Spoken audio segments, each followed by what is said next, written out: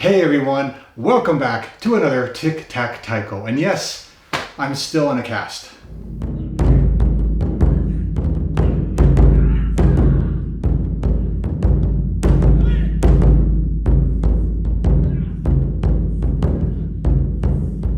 There is a somewhat unspoken sentiment in North American Taiko that says North American Taiko does not want competitive Taiko. Or North American Taiko feels that Taiko competition would be harmful to the community. Something like that. And I was curious to ask the actual Taiko community what it thought. So late last year, I put out a survey, and some of you saw the video that I made here on this channel or some of the links I put out on social media. I wanted to know what you thought, and not just North America, but other communities around the world as well. I'm going to make two videos on this topic. One you're watching right now is going to be completely objective. The data, the results, the demographics, the questions, the answers, and some takeaways. The other video, I'm not going to do it my next video. I want to take some time and do it right, but it's going to be completely the opposite. It's going to be very subjective. I'm going to look at why and how that sentiment was created, where it came from, and if there's any truth to it, any validity to it nowadays. It might even be somewhat controversial, but so be it. But like I said, this week, just the facts. Now, I'm not going to talk about every single question and every single answer. There were too many question trees and branches and logic involved. It's going to take too long. I'm just going to highlight a few of the questions where I think there was some interesting data and the demographics as well. But if you're not interested even in that, you can go ahead and jump to the time code below where I talk about my takeaways, and I'll see you there. Let's talk about how many people replied to start. Over multiple countries, which I'll talk about in a minute, I got 274 replies.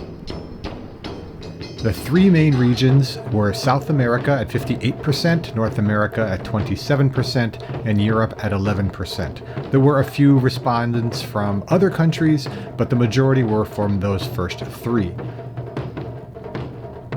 In terms of age, about 50% of the global total respondents were between 18 and 34.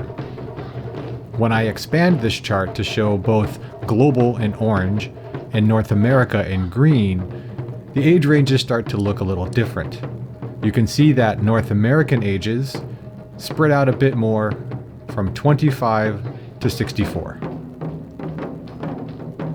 And a question I want to ask my future self, as well as all of you, how much does age factor in to how people feel about Taiko competition? Let's do the same with Taiko experience. In other words, how long a person has been playing Taiko.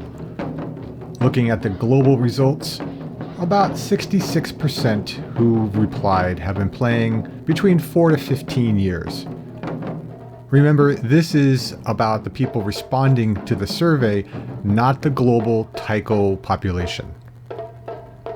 When we bring up the global and North American results, remember, global is in orange, North America is in green. We see that there's a larger percentage of people who have been playing over 15 years in North America compared to the global results. And a question I would ask here, very similar to the last one, how much does the amount of time playing Taiko factor into how people feel about Taiko competition? One question I wanted to ask the community was, who has participated in non-Taiko competitions? These are out there all over the place, but it doesn't mean necessarily that our community has participated in them. And I wanted to find out who had. So you can see on the bar chart showing both global and North American responses, it's almost exactly the same.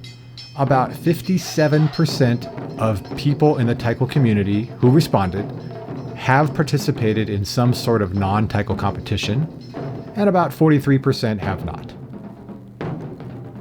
A related question I had was for those who had participated in non-Taiko competitions to find out what their experiences were like. Were they positive? Were they negative? Something in between? And on this bar chart, you can see how many people had very positive to very negative opinions on the competitions that they had participated in. Something I found very interesting was in the negative and very negative categories. People that had negative experiences with non-Taiko competitions was relatively small. 5% for North America and just a little above 1% globally. But no one, not a single respondent, answered that they had a very negative experience in their non-Taiko competitions. A couple of questions that this brings up for me. I wonder, of those 43% who have never competed in any sort of competition, how many of them also don't want Taiko competitions?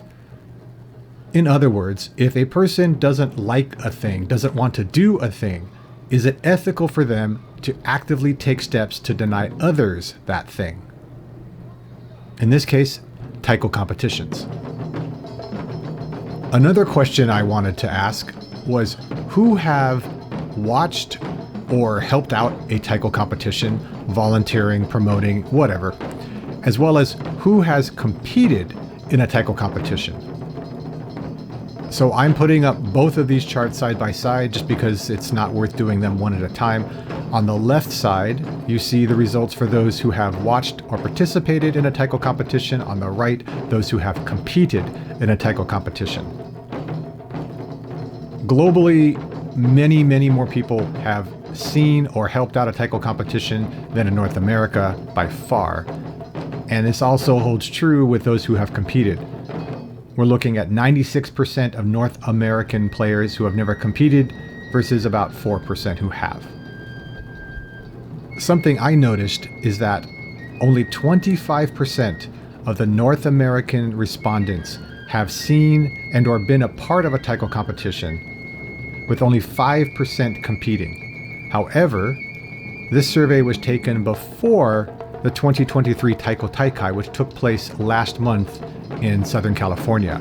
And I think the numbers would increase because the competition was promoted and many more people were introduced to Taiko competitions for the first time. Some more questions. How many people would participate in Taiko competitions if there were simply more of them? Is lack of participation due to the number, due to the lack of competitions, or due to interest? Also, how many people feel a certain way about Taiko competition without ever having seen one?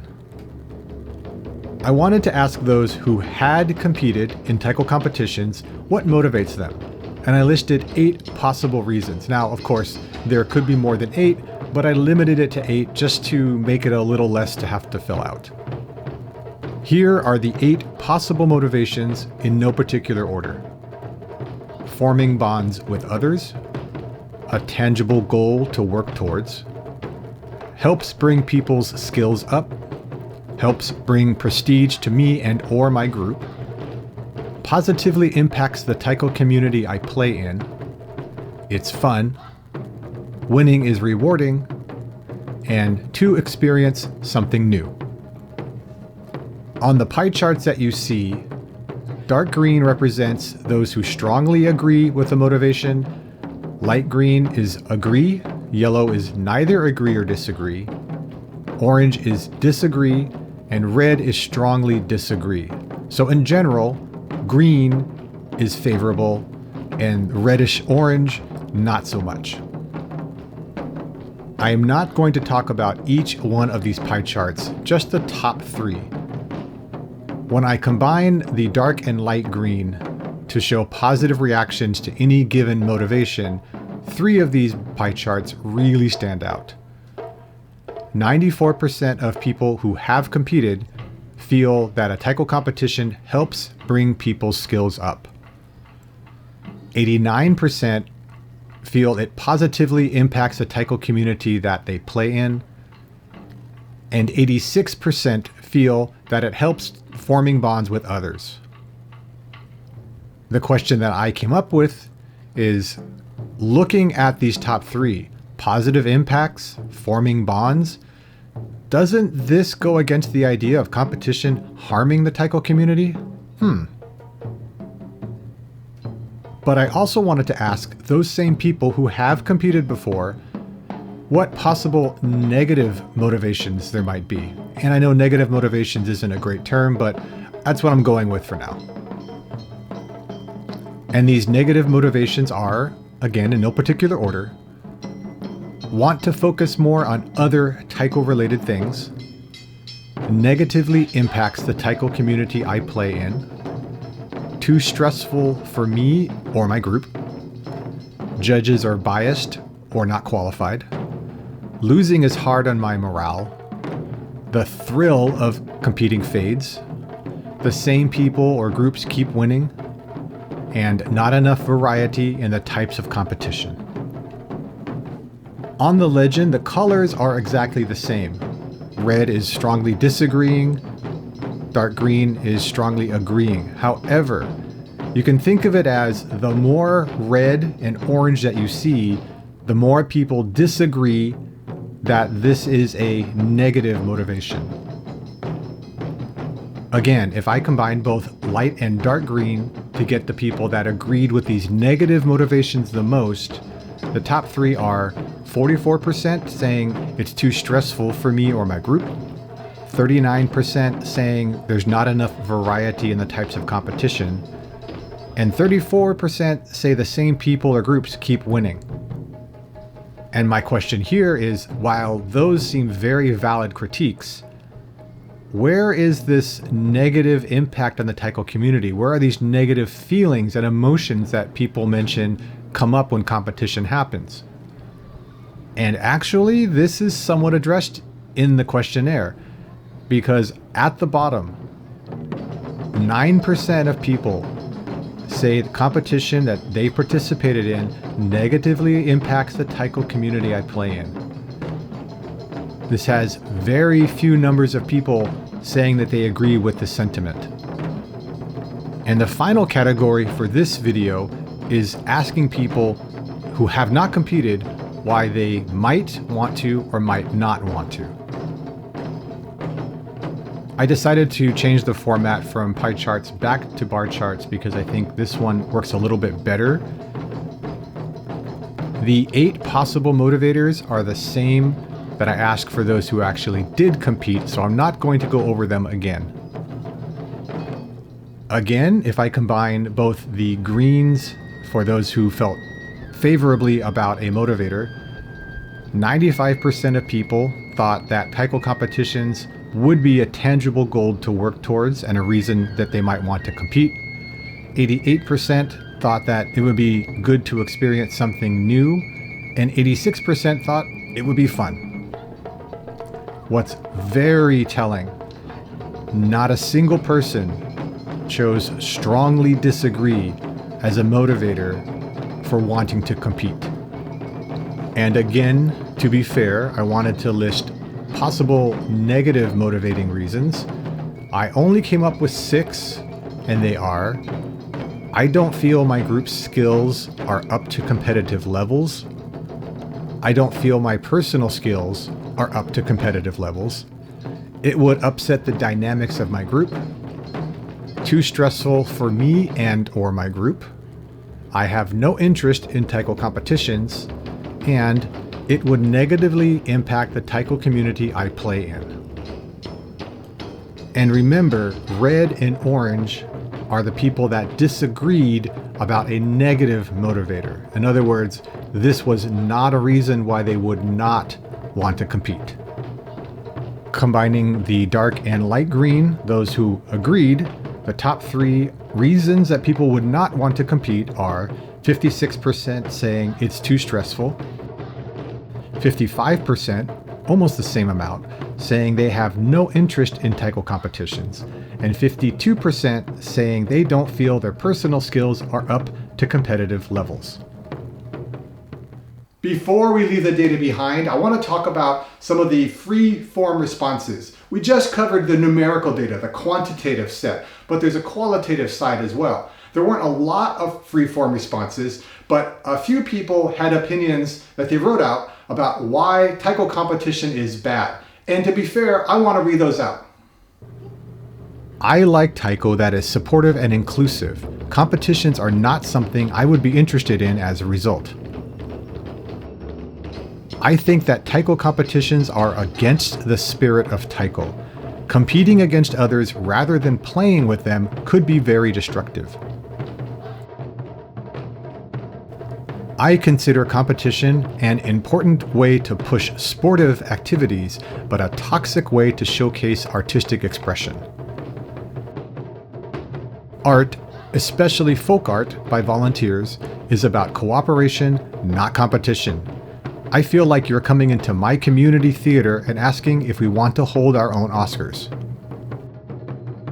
I do not believe in competition about artistic expression. Taiko isn't a sport. I'm just going to leave these here and not address them in this video.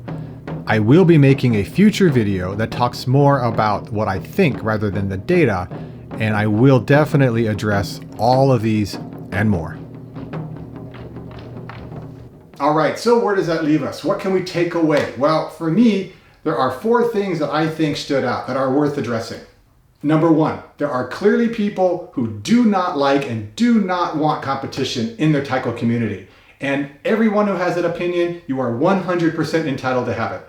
However, the data clearly shows that a sizable majority of people are interested in watching competition, participating in it, maybe even competing in it, as well as those who already do. Number 2, I want to address the elephant in the room. 274 responses is frustratingly small, considering that I reached out to the North American, South American, European, and New Zealand Taiko communities. Granted, my channels are limited. Granted, it's only people who could actually read English and follow the questions. That's still a staggeringly small number of people. And I can talk about how a small sample is not representative, it's not definitive, yes.